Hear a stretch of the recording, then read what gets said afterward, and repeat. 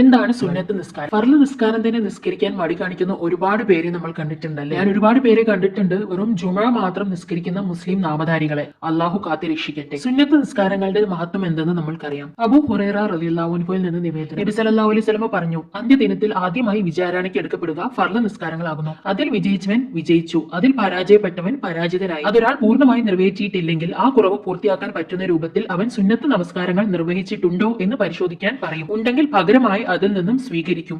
അപ്രകാരം അവന്റെ ഓരോ കർമ്മങ്ങളും പരിശോധിക്കുന്നതാണ്. നബി സല്ലല്ലാഹു അലൈഹി വസല്ലം പറഞ്ഞു, നീ അള്ളാഹുവിനുള്ള സുജൂദ് വർദ്ധിപ്പിക്കും. നീ അള്ളാഹുവിന് വേണ്ടി ഓരോ സുജൂദ് ചെയ്യുമ്പോഴും അള്ളാഹു നിന്റെ പദവി ഉയർത്തുകയും നിന്റെ ഓരോ പാപങ്ങളും മായ്ച്ചു കളയുകയും ചെയ്യും. വിവിധ തരം സുന്നത്ത് നിസ്കാരങ്ങൾ ഇവയാണ്. നിർബന്ധ നമസ്കാരങ്ങൾക്ക് മുമ്പും ശേഷവുമായി നിർവഹിക്കപ്പെടുന്ന പ്രബലമായ സുന്നത്തുകൾക്കാണ് റവാത്തിബ് സുന്നത്ത് എന്ന് പറയുന്നത്. 2 വിത്ർ നമസ്കാരം, 3 ലുഹാ നമസ്കാരം, 4 തറാവീഹ് നമസ്കാരം, 5 തഹജ്ജുദ് നമസ്കാരം. അല്ലാതെ ഓരോ സന്ദർഭങ്ങളിൽ നമസ്കരിക്കുന്ന സുന്നത്ത് നിസ്കാരങ്ങളും ഉണ്ട്. അത് നമുക്ക് അടുത്ത വീഡിയോയിൽ കാണാം ഇൻഷാ അല്ലാഹ്.